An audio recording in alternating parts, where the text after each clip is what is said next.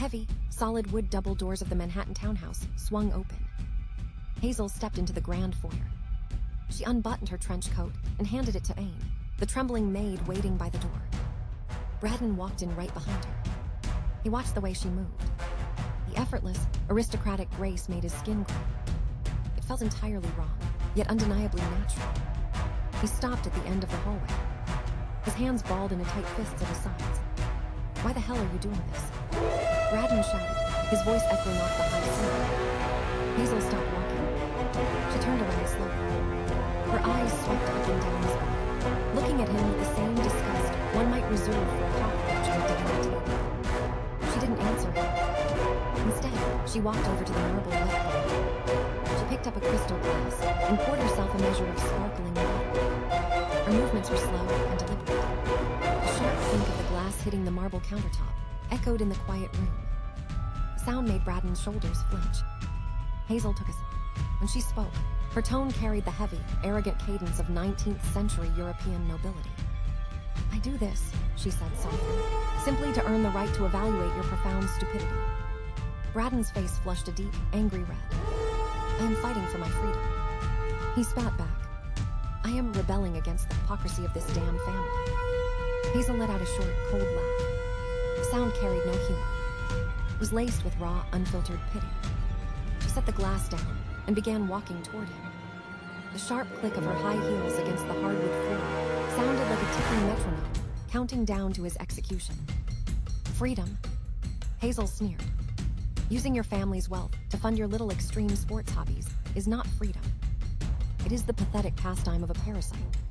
Braden opened his mouth to scream back, but the words caught in his throat. Hazel didn't stop. She closed the distance, her presence suffocating him. "You call this pain?" She whispered, her eyes boring into his skull. "You have never known a single day of real hunger. You have never seen a real war. Your suffering is nothing but the imaginary whining of a spoiled child." She took another step forward. "If I freeze your trust fund tomorrow, how many days do you think you would survive on the streets of Manhattan?" Braden stumbled backward. His shoulder blades hit the cold, painted wall of the hall.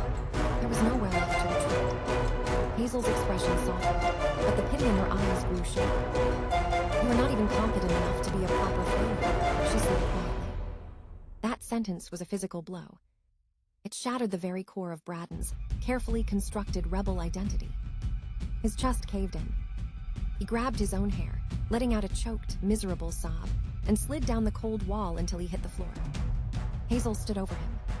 She looked down at his broken, weeping form like a queen observing a traitor at the gallows. "Go to your room," she commanded, "and think very carefully about what exactly you are." Braden didn't argue. He didn't even look up. He pushed himself off the floor, his limbs heavy and useless. He dragged his feet across the floor, walking toward the spiral staircase like a beaten stray dog. Halfway up the stairs, Braden stopped.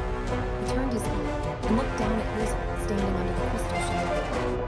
For the first time in his life, he saw the exact same terrifying, iron-fisted aura that his late grandfather, the ruthless founder of the powers family used to possess.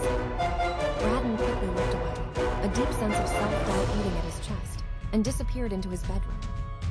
Hazel picked up her glass and drank the rest of the water. A flicker of deep disdain for the weakness of modern youth crossed her eyes. In the shadows near the kitchen door, the head butler stood perfectly still. He slowly pulled his phone from his pocket and typed a quick message to Chandler. Hazel's eyes darted to the shadows. She saw the glow of the phone screen.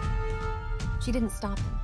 A cold, calculating smile touched her lips. She wanted Chandler to know. She turned on her heel and walked toward her study. It was time to discipline the next child.